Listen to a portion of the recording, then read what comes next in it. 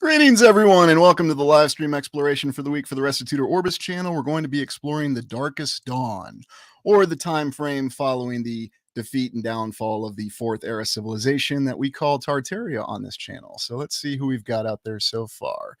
Greetings, Andy. Welcome. Thank you for joining us. A New World Over. Thank you for joining us. Welcome to the Griffiths Club.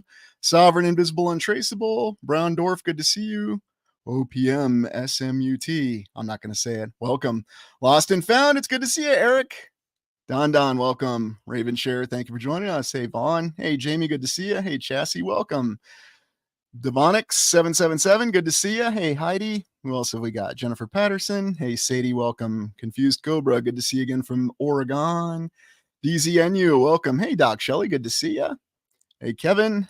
Rothrods LLC, M. Rose, J Dubs, hey, My Bailiwick Zone, Carmen Jacinto, welcome. Lori Russell, thanks for joining us. Hey, Julia, thanks for making it. And as we're letting everybody else get logged in, I would also like to extend a formal greeting to everybody who's tuning in later. This is going to be a little bit of a different kind of exploration. Hey, Officer Donut, good to see you.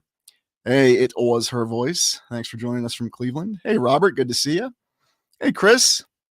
So what I want to say to everybody is for this exploration, I'm really looking for a little bit more of your feedback and your ideas. So thanks for joining us.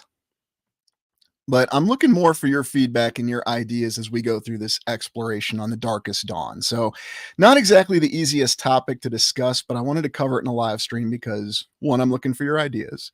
And then two, I wanted to see exactly where we're going to go as we go back to some of the more detailed explorations to finish the story, the theory of the Fourth Era civilization, its fall. I'll admit I've been delaying finishing that aspect of the story. And yes, I know there are certain words that I tend to use a lot, and that's all right because that's who I am. And I'm not going to apologize to anybody for being who I am. So in any event, we're going to finish that theory, that series of speculations, and we're going to try to find out exactly what happened to that civilization that came before ours.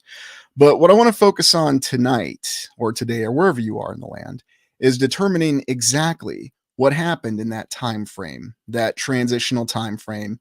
Hey, Tracy, thanks for joining us. That transitional time frame where the Tartarian civilization or the Fourth Era civilization fell, and the beginning of our Fifth Era civilization, because it truly was the Darkest Dawn. What did it really look like? All right, let's make sure everybody can see my screen. Can everybody see the 5 eras theory? Just give me a thumbs up.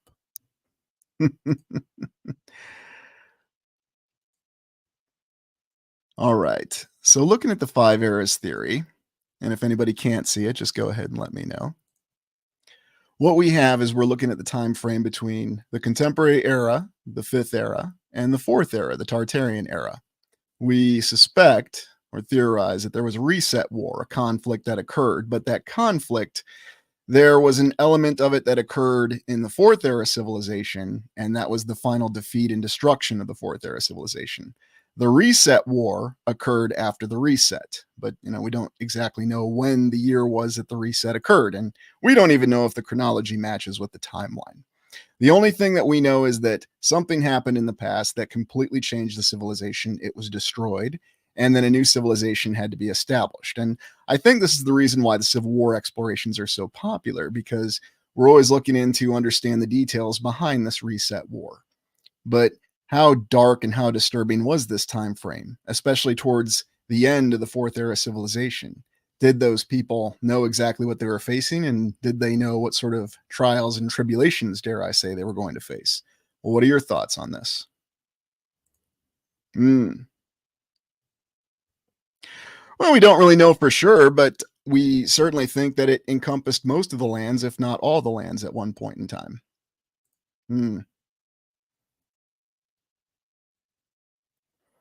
Hmm. I see. Beyond, yeah, I agree. People of Babylon. Oh, that's a good one. Yeah, maybe. And I mean, does the timeline really function in the way that we think that it does? Not really sure. Yeah. Oh, yes. Ah, they sure did. Asylums that were originally reset compounds and then were easy to repurpose. Hey, thanks for joining us from New Mexico.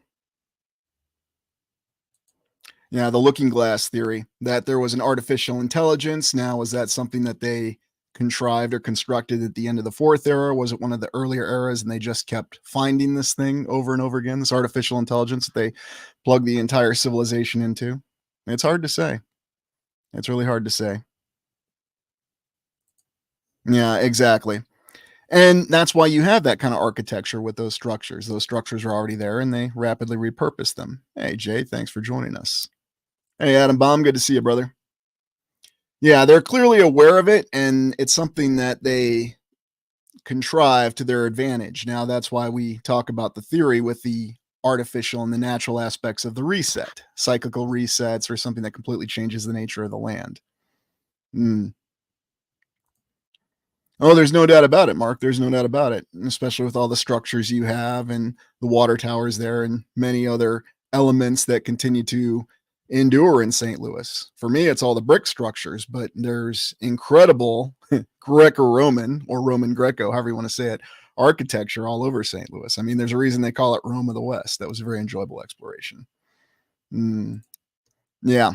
And wasn't on board, lived in rubber rooms. That's if they're lucky, because we know what they did to people in asylums, and they're very clear to communicate to us what they did to people in asylums. So, oh, thanks for joining us. Yeah, that could be. That could be too. We just don't know. The AI that was found is that the arc. They keep finding the AI, and that's part of the reason that the previous eras experienced a downfall. Hmm. Well, thanks. I appreciate that. Yes, no doubt about it, Kathy. And it seems to be something that they want to go back to. Hey, Lori, thanks for joining us from Missouri. And I'll admit, as much as I tend to ballyho about the Iowa State Capitol in Iowa, some of the more, I'll say this, some of the more interesting explorations for me have been going down to Missouri, Kansas City, St. Louis, Boonville, Columbia, even the towns between them on that I-70 corridor. So there's definitely something going on with that entire situation. But we're looking at the era, the fourth era, and now we go to the specific fourth era timeline. Now, this isn't a timeline I flash often, but we believe that the fourth era had its inception, its rise, its ascendancy, and its height. There was a great battle against an adversary. And there's a lot of people that say and theorize that this entire timeline was actually played out at the opening event of the Sochi Olympics in Russia back in the day, that they actually enacted this entire thing. But in any event, you have this initial victory, but then it went to a decline and fall. Eventually, the, dare I say, vulnerabilities of this particular civilization were exploited. And some of the other explorations that we've looked at more recently, to include some of the ideas that we've considered with the fact that individual people are as vulnerable to their own downfall, that all of us have a darker side within. And it's alluded to in many different forms of entertainment, songs, movies, films, novels, etc. The reality is, each and every one of us has the capacity for wondrous things. And then we also have the capacity for the greatest darkness that we can imagine. And perhaps there was some respect that those vulnerabilities within that fourth era civilization were exploited, and that put them in a vulnerable state. And then they were decisively defeated right before the reset that occurred. Because if you think about it, that civilization being destroyed, then that reduces your capability to transmit the values, the ideas, what it really stood for to the next era. Because I don't think there's any doubt about it that we lack a lot of that detail. We don't really know what it's about. Oh, yes. Brick factories. Where are those brick factories found? Yeah, possible. I mean, and we don't know what the real shape of it is. And I'll be honest with you, I haven't decided what the final shape of it is. I mean, maybe everybody else has, and that's okay if you have. I mean, I don't know. And I'm okay with saying I don't know. Ah, largest steel mill, hundreds of miles of tunnels in the area. And that's a recurring theme, that's where the foundation era comes from with all those tunnels and everything else that you have. So, well, thanks for joining us. I appreciate that. Which Nephilim? The actual Nephilim or the clowns? Because, Nephilim and clown have kind of become a synonym these days. Look, sometimes you have to have a little bit of a joke when you do this kind of exploration, especially an exploration like this, because it's very heavy handed. So, yep, I'm with you, brother. And, people want to deride you for engaging in speculation, but you have to engage in speculation. You have to try to fill in those blanks. Otherwise, you're just sitting around waiting for somebody else to tell you what to think. And it's totally okay that we have completely different perspectives on it and many different theories. And I like hearing a lot of them. Ah, yes, I fully agree with that, Officer Dunnett. Consciousness doesn't die. And really, that's the only connection that we have with this previous civilization that we have. A lot of it is consciousness, it's feeling, it's intuitiveness. Yeah, it's a wild theory, Senior West, and it definitely plays on that fear that a lot of people seem to have of clowns or Pennywise or the Joker or, name any other clown. Hey, Annette, thanks for joining us. Yeah, no doubt about it. No, it was my great grandfather, Heidi, and he never got out of the asylum. He died there in the 1940s. Central Hospital in what is now Louisville, Kentucky. I walked through that park the first time in the early 2000s, and I actually had no idea about that story or how that went down at that time. So it just goes to show you, we just don't know till we actually look into things. So, in any event, what's going to be coming up here on the channel soon is we're going to be telling the story of the decline and fall in the final battle. But today we're going to look at what was happening right after the final battle, the reset, and then the darkest dawn after the reset. And we recall some of the images that we looked at, and I know these images are generated in a variety of different ways, and I think they give an idea of what things may have looked like. Is this completely accurate? No, because the only structures we have left are probably the very small and, well, I hate to say it, but not as important as the other structures that were around in the fourth era civilization, or certainly not as massive. Now, we do have an indication that there were more massive structures, but this just gives you an idea of what things could have looked like in the fourth era. Of course, during its height or its ascendancy. It's just a way to visualize things. Might have looked completely different. Maybe there were a lot more domes, maybe there were more spires, or maybe they just weren't even such a vertical civilization in some places. Maybe they were more horizontal, more spread out. It's kind of interesting when you look at some of our current zoning. Oh, careful, Robert. That's a tough one to bring up. What year was that? That's a good question, New World Over. I think that was 2015, 2016, 2016. Yeah, it couldn't have been 15. So, uh, yes, and I always appreciate that little feedback there. Is it all Blade Runner? Blade Runner does come up a lot, doesn't it? Ah, maybe they don't. There's definitely a lot of structures that are in the foundation. That's very true, to include the tunnel systems that we see everywhere. Oh, yeah. Yeah, you really can't even talk about it, Eric. That's true. Yeah, maybe, or a misplaced 1,000 years. And we always have difficulty with that. But, and please make sure that you hit that like button. Let's look at some more images here. This is probably one of my personal favorites. Of course, I didn't pick the largest one, but it gives a good idea of the different kind of buildings and the atmospheric energy generation, and who knows what other methods of energy generation that they had. Clearly, they had an abundance of power, so they could build these incredible structures. Now, did they have pyramids? Did they have modern pyramids? What is that from a previous era? Maybe a little bit of both. I mean, we certainly see how in our current civilization we like to try to replicate things that came from the past, although it's, in my humble opinion, very easy to tell the difference from what came in the past and what we currently have. Hmm. Well, added, shifted around. I mean, who knows for sure? Could have been 10,000 years, could have been 100,000 years. We just don't know, Maxwell. And that's where we have to try to develop some theories and get an idea. That's all right, Cecilia. Thanks for joining us.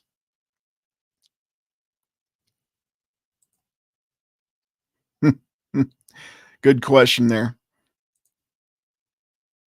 Yes, isn't that ironic? Comes up a lot, doesn't it? Well, it may be a big one. It may be just something that they're trying out. There seems to be a lot of, how shall I say, trial and error. And we tend to see that a lot in what's going on, especially with current events. Ah, yes, that's a very good point there, Corky. Yeah, ball lightning. And there is documentation of that ball lightning hitting that church over in what is now the United Kingdom. I might have to cover that in another edition of Strange History. Ah, yeah, I think so too. There's a lot of evidence that there's wreckage and torn down buildings in that particular area. So, well, thanks, Alan. I appreciate that. Well, either that or it was just, the latest in seeing what people would be susceptible to, what people would agree with. I mean, if you think about it, everything is really just a test or a trial to see what people are going to go along with and what people aren't. Comes up a lot. Let's go with some more of the images here. Now, this comes from the 5 ages from the Greek time frame where they had the Golden Age, the Silver Age, the Bronze Age, the Iron Age, the Age of Heroes, and so forth. And I always like some of this artwork because it gives you an idea of what kind of ideology they had at the time. It's also interesting that when you look in the distant horizon, you always see very remarkable and well built out structures and architecture. You also see how the society seemed to function. It seemed to have more of a balance to it, at least in terms of people living in balance with one another in the nature. Now, granted, that's what's depicted in an idealistic form of artwork. Does artwork prove anything? No, not necessarily. It gives hints and clues to what's really going on. But this is a lot of the depiction of what they called the Golden Age. And the other thing they said about the Golden Age was not only was humanity more in balance with itself and nature, it was also more in balance with, well, what the Greeks called the gods, or what we would call God, or the spiritual forces of the world. Now, does that mean they actually lived amongst them, or were they just more in touch with them? It's a subject for debate, but once again, even in this one, what do we have here in the distant horizon? There it is again. So people just operating without any need for clothing, but then they have this incredible architecture. What to make of that? Yeah, no doubt about it.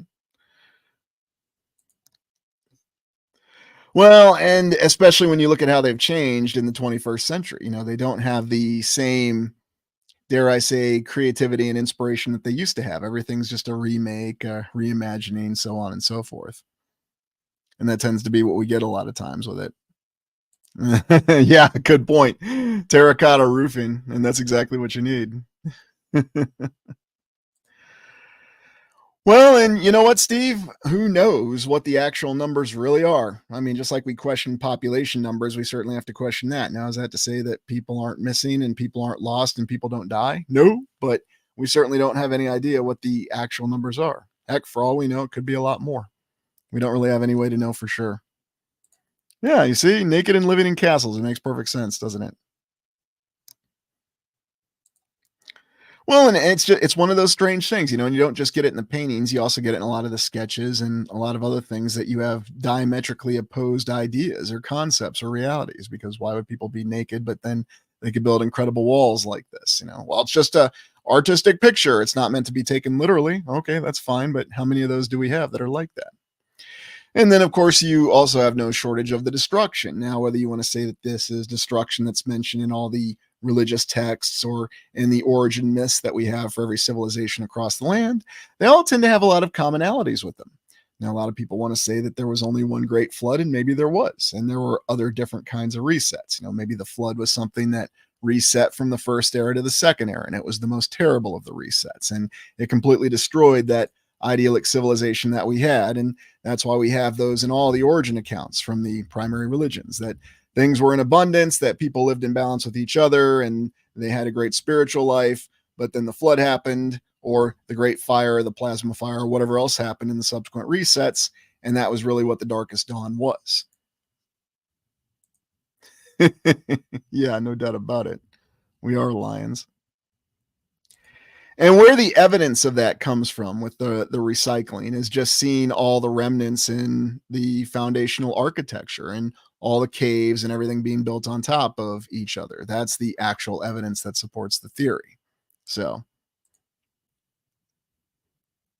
Yeah, who knows for sure, Jay? I mean, there's definitely not a lot of encouragement to increase the birth rate. And that's a very good point. I mean, we can certainly see that for ourselves, but of course, we're told, oh, there, the birth rate's higher. It depends on where you are in the world. Somehow, in the third world, or what we call the third world. Oh, here we go. Well, maybe we do, but is everything documented? Is it documented locally? Is it documented at the state level? And then when you get up to the federal level, things get very questionable. I mean, maybe. Oh, yeah. And that's the other difficult aspect with determining what really happened. Yeah, spiritual nakedness. And maybe so. Maybe that's really what it's depicting. Mm, something else we come across quite a bit. That could be. Or maybe it's an existence that we don't fully understand, a physical realm that operates in different ways than we are truly aware of. We talk about portals, we talk about nexuses, we talk about connection points, and we're really not sure. Mm, quite possible, Vaughn. And I think there's a lot of evidence behind that. And that's what we tend to see because that's really where that fall came from. Hey, Tia, thanks for joining us.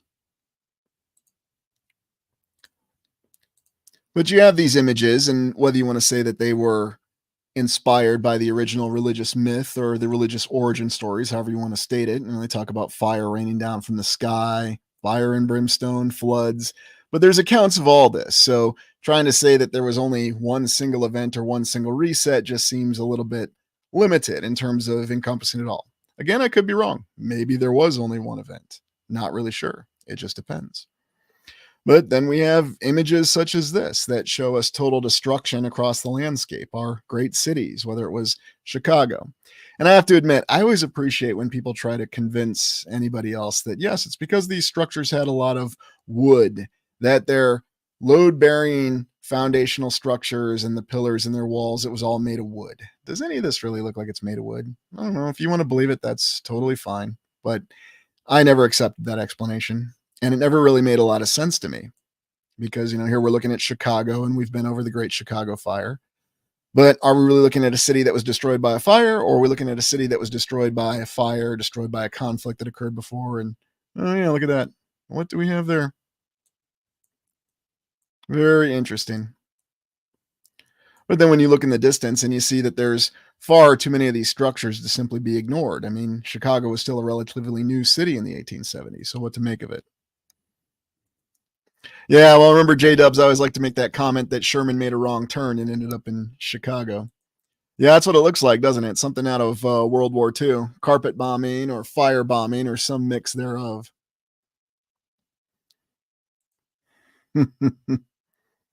Oh yeah, and these are the images that we can't ignore because these are the images that we see that really show us that something happened. Now we can always say that the images were contrived, they were altered, they were made up, they're not real, but there's so many of them that are out there that really paint that picture for us.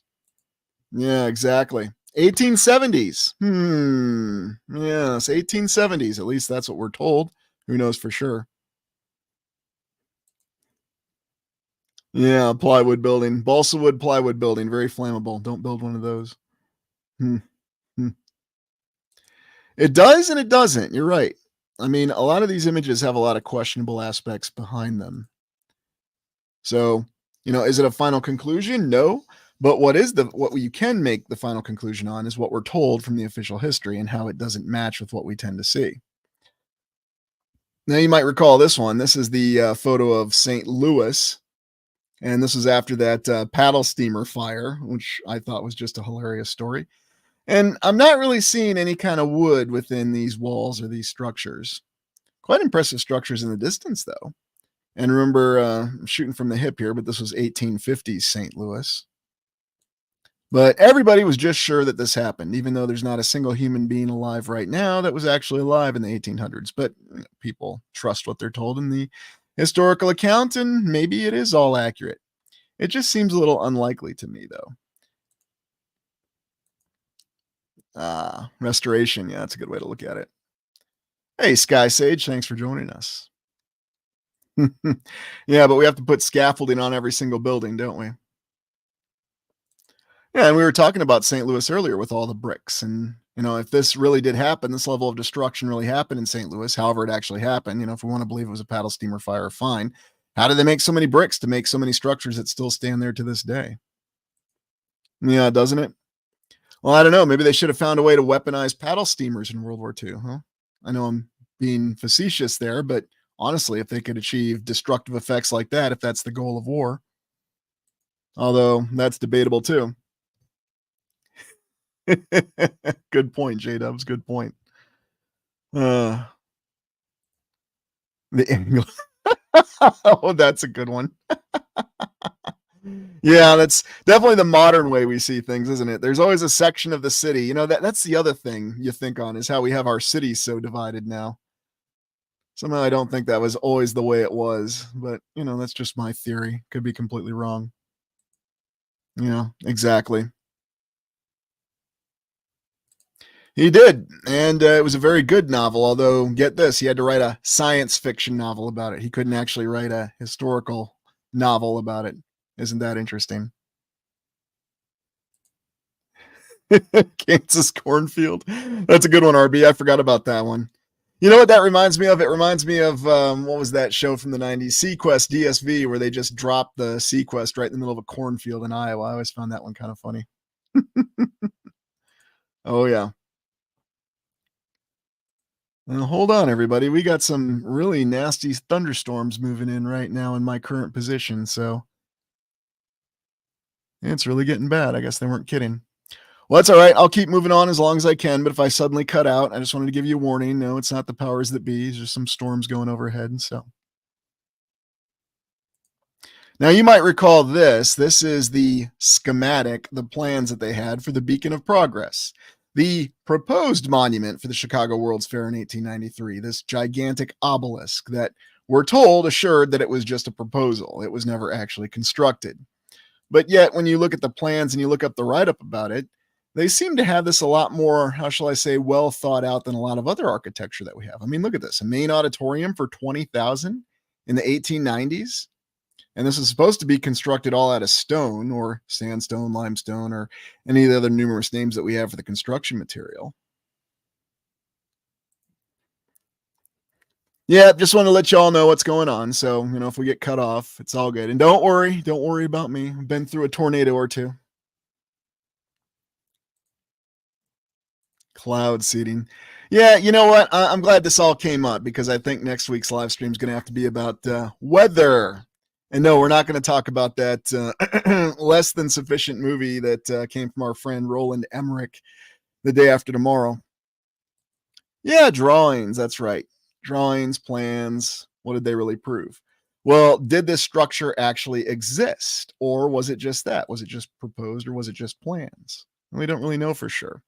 But we do have this diagram that shows how it compares to the quote unquote tallest structures at the time in the 1890s. So, why would they do this? Was this just really to impress their proposal? Look, here's how it'll compare to the Eiffel Tower. Look at it tower over the Washington Monument. Look at how it towers over the Great Pyramid of Egypt. Look at Cologne Cathedral. It's really small next to it. And we know how large Cologne is on the landscape or the skyline of Cologne in Germany. Yes.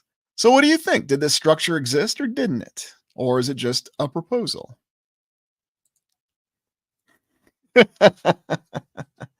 Well, I think y'all know I operate extensively in the Midwest, so I've had some experience with it. So, yes, drawings are essential to plans, aren't they?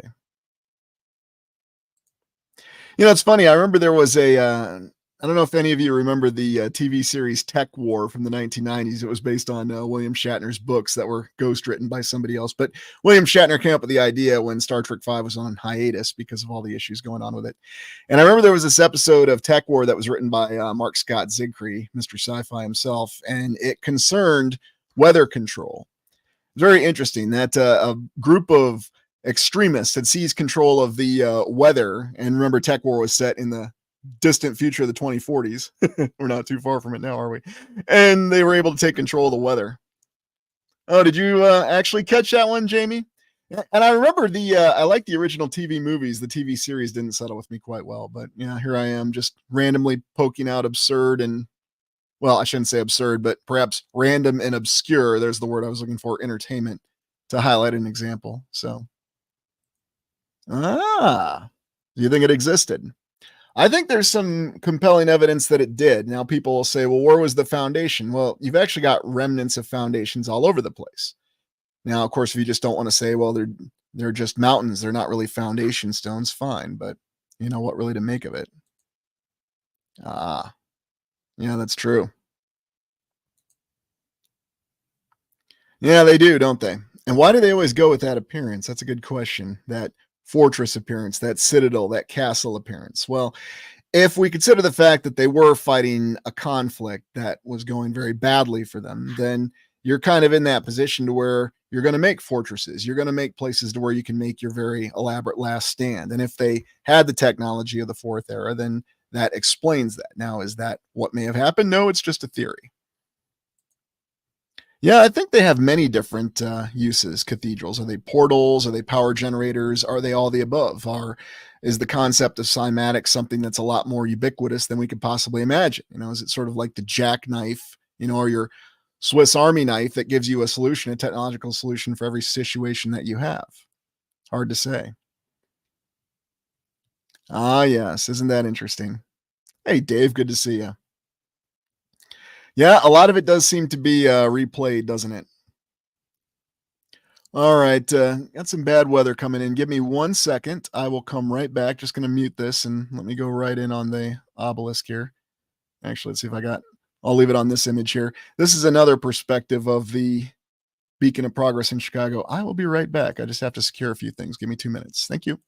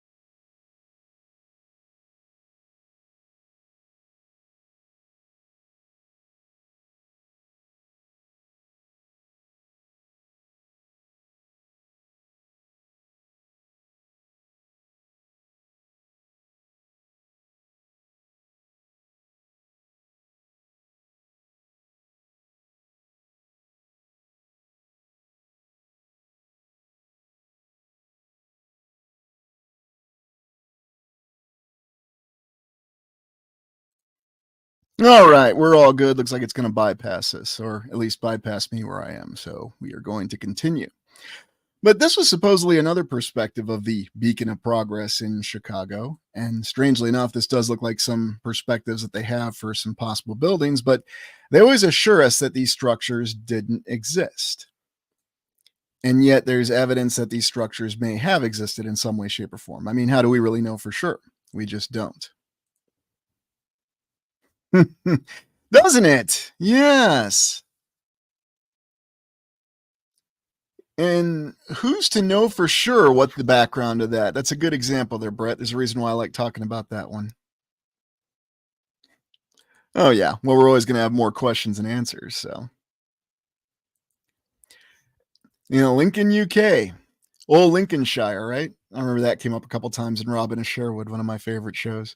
Yeah, you think about what they tell us about the Middle Ages, the medieval time frame, and the wondrous architectural achievements that they had then. Quite fascinating. Hmm. uh, you always crack me up, both of you. The obelisk building concept. Maybe some aspect or rendering of it, or maybe there have been multiple towers of Babel or Babel, however you want to say it. Babel, I know. Well, that's true, Cecilia. That's very true. You're right, Corky. And you have to keep formulating theories and finding different ways to look at things. Yes, one of my earlier explorations, ziggurats, and I always thought that he was just recruited to record buildings that were standing before they pulled him down. Hard to say for sure. All right, let's move on.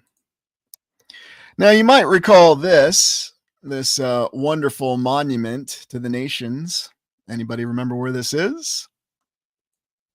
And yes, this still stands today, and yes, you can still visit it. I think I kind of gave you a clue on it, but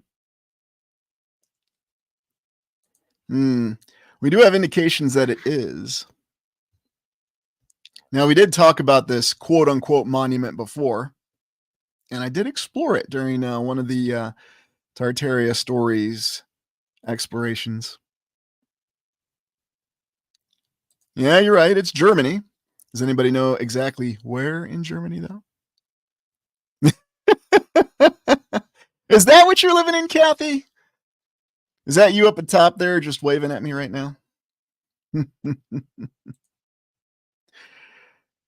Yeah, they tend not to see construction photos of it. You're right. But of course, it's our usual scaffolding construction photo. Although, once again, he's got people just kind of standing around because that's how we do construction, apparently. What intrigues me, though, is that it looks like it's really old. So, does anybody remember what it is or where it was from? Battle of the Nations. And that's exactly what they would say, too. Battle of Leipzig, also known as Battle of the Nations.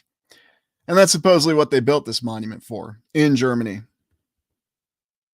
Monument to the Battle of the Nations. That's the official term for it. And they actually have the temerity to tell us that they constructed it right in the early 1900s. Although, what are your thoughts on that? They say they completed it by 1913. Ah, that year again. Yes, 1913. Well, yeah, knights that were fighting in the Napoleonic Wars.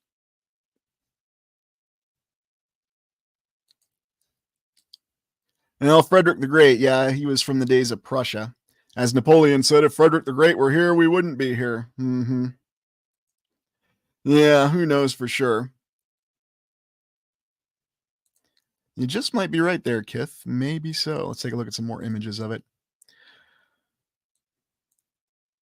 Yeah, you have this very interesting figure of a knight who doesn't necessarily look like a knight. And remember, there weren't armored knights going around during that Napoleonic warfare era. The structure always looked old. Of course, they'll say it's sandstone, limestone, whatever material they actually made it out of. Although, how do we know what they made it out of? And then this vigil of knights all around the top of it. Very interesting monument that doesn't necessarily make a lot of sense. Of course, I'm always tickled when people are so certain when they know exactly what the weight of the armor was from the 14 to the 1500s. Because, there's so many people alive that actually participated in those battles, aren't there? Interesting look on the sword here. I mean, what exactly is going on here? Lightbringer, Sword of Light? What do you think? Yeah, it's always the soldiers and sailors monument in the United States, Jeremy Vicious. Absolutely right. It's all about the United States Civil War.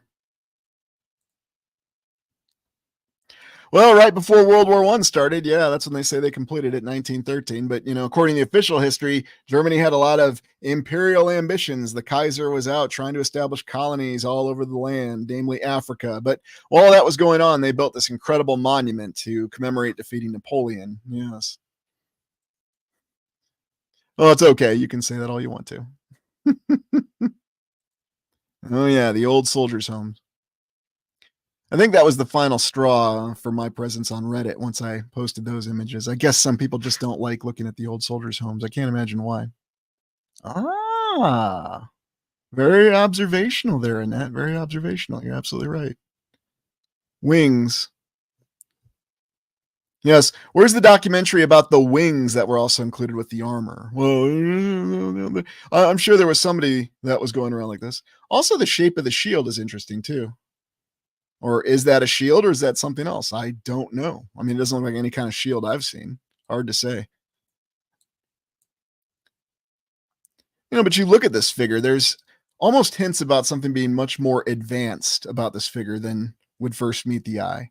I mean, this certainly doesn't look like anything that we'd think of as the traditional knight in plate armor. Oh, it's plate armor. That's exactly what it looks like. Well, it looks a little different. It looks a little more advanced, but people are going to say that's not the case. See, look, there's the chainmail right there. That's representing the chainmail. Okay, fine, so be it. But it just looks strange to me.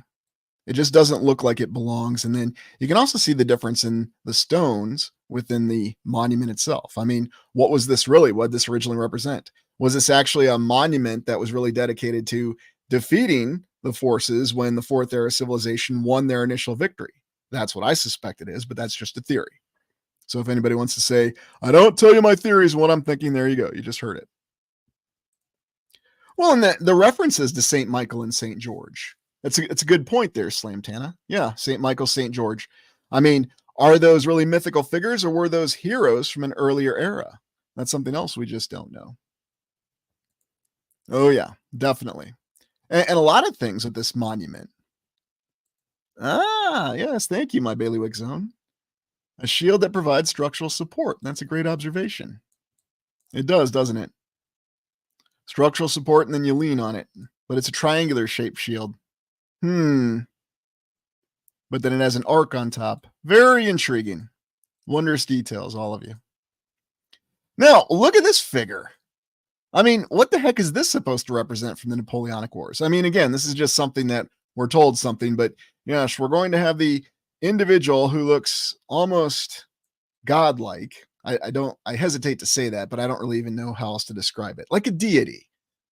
One of the deities on Olympus. But I mean, what's going on here with this helmet and the construction in these blocks? I mean, what's this really representing? And how does this relate back to the Napoleonic War? I mean, why don't we have Field Marshal Gerhard von Blücher up here? Come on, from Prussia. He was the actual field marshal that defeated Napoleon finally. The Battle of the Nations. Why don't we have his face? Is this supposed to be him? This doesn't look anything like him. I mean, what are your thoughts on this particular image? Yeah, that's actually a great one. Lord of the Rings. I see that too. It does kind of look like a Viking. I could see that. Ooh, it's an interesting combination there, Brianna. Yeah, Mayan Nord. Or what we're told would be Sumerian. True. Sumerian, Babylonian. Spaceman. That's a good one, Don Don. Well, isn't that a coincidence? Well, my lights aren't flickering right now, but the storm's bypassing me, so I'm lucky. Where is this? Well, I'm going to mispronounce it, but this is in Leipzig, Saxony, Germany. Leipzig. It is called the Monument to the Battle of the Nations, if you want to do your own research on it. They tell us they completed it in 1913, a very magical year in the United States, because wondrous things were passed in the U.S. Congress in 1913.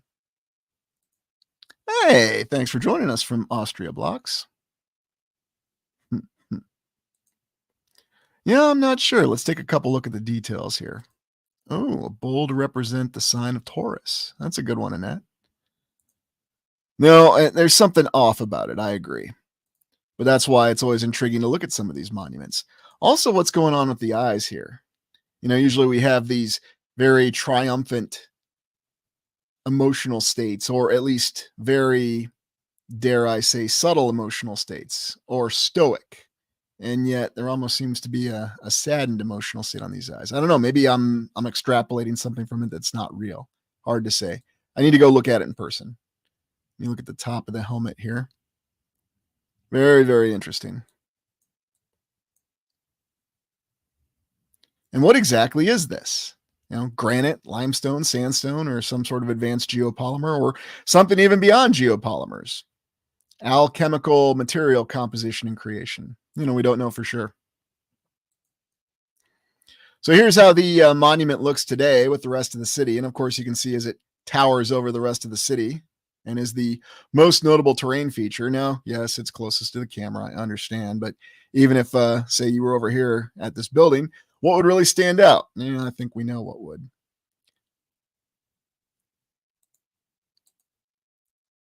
Yeah, thanks for joining us from good old Vancouver Island. Hopefully you got good weather there.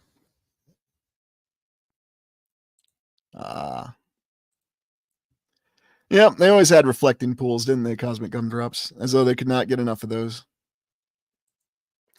And for some reason, this particular monument seems to have survived whatever transpired. So I'm not wondering if these monuments that they built for their great victory during the ascendancy of the Fourth Era civilization, they knew what kind of weapons they were going to be facing. Because, I mean, this thing seems to have survived without really a scratch on it. So, yeah, good question, inhabitant. Don't know.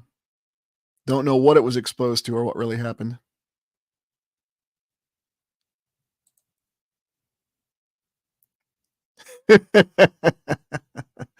Yeah, if only. Yeah, it could be a power generator too. I mean, we think of it as a monument, but that's a very good point, my sister's voice. Maybe that's just what they're telling us. I mean, it could be a vast power generator, a great pillar, or something from a previous structure. We just don't know. Yeah, you and me both, Sooner West. I mean, we didn't really think of that, did we?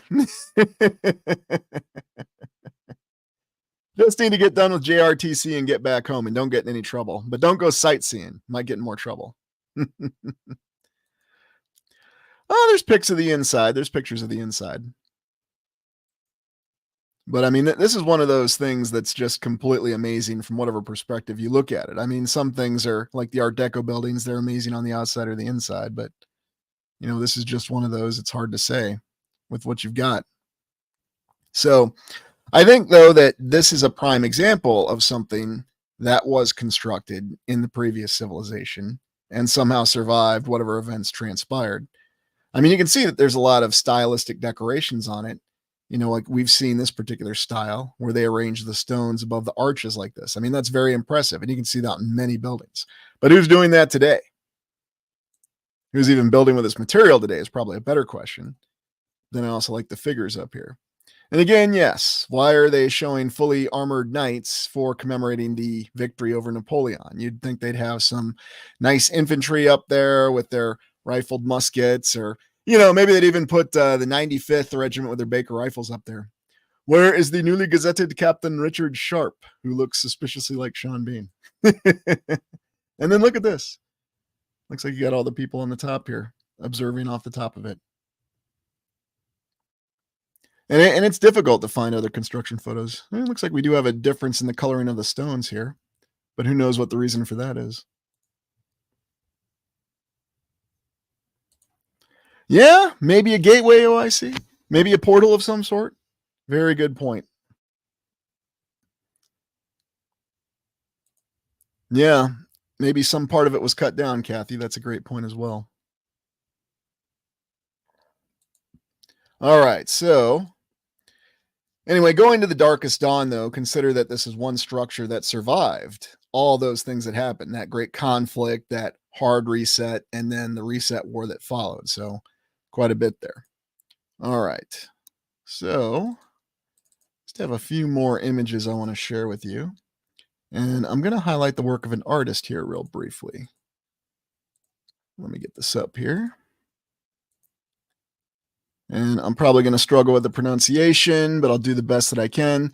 So Japanese artist Hisaharu Motada, born 1973, did some interesting renderings of how our current structures would look after a downfall. I like this one of the Eiffel Tower.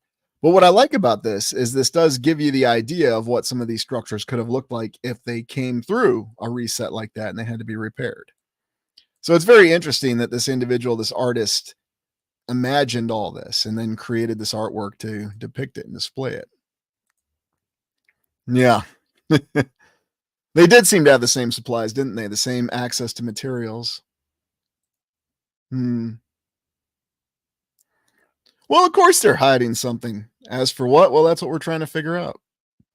And maybe the people who are supposedly in power are even more afraid of it than we are for whatever reason. There's definitely a lot of fear that goes around with it, but what's the reality behind it? Not sure. Yeah, views of Paris. Oh, funny you mentioned that, my sister's voice. Yeah, it does have a Planet of the Apes vibe to it, doesn't it? Here's some of his other work. The Baraji or the Burji Khalifa. See, now that might look. Of course, we know where that's located. He does some other nice sketch work though that just shows how things would look after a collapse. I remember in the early 20 teens there was a lot of popularity on those shows, and I think they're still around. Life After People. They always like to consider that. Here's the Chrysler Building. Very interesting, as the Chrysler Building is one of the nicest Art Deco buildings in New York City. Of course, we always think about the Empire State Building, but I thought the Chrysler Building was one of those overlooked beauties. Here's an interesting one, like someone deposited like this top up here. Yeah, and do we really think that these glass and steel towers would be standing up to the forces that the old world buildings were subjected to in the past? That's another good question. That's what I like about this artwork. It kind of gives that vibe and gives that idea in terms of what you're trying to survive and go up against. Oh yeah, good old cornerstones. Well, and something else I realized, Eric, is the cornerstones aren't always in the cornerstone area of the building either. Sometimes they're on the top, sometimes they're midway up. It just seems as though they had a loose spot and they just shoved the stone in there.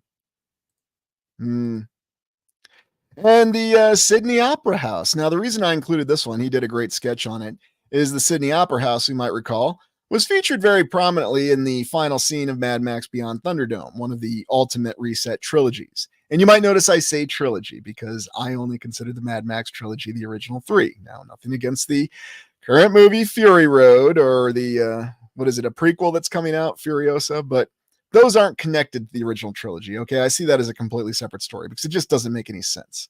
Tom Hardy's a great actor, but he's not Max Rakatansky. Anyway, so I always liked how when they did that final scene of the plane flying through the ruins of Sydney, it gave you the impression. Now, in the film, it's supposed to be a nuclear war. That's what they hinted at, but we can really see that as an element of a reset. Now, look at this. Even these model makers thought that the old world building would survive Mad Max Beyond Thunderdome. Yeah, good question. Well, and it's what inspired Judge Dredd. It's what inspired a lot of other post-apocalyptic movies. So, beyond any shadow of a doubt, Master Blaster. Really, really enjoyed Tina Turner in that film. Pity she didn't get to be in more movies because she had quite a presence in that movie. Hey, Brian, thanks for joining us. But some of the other images from it.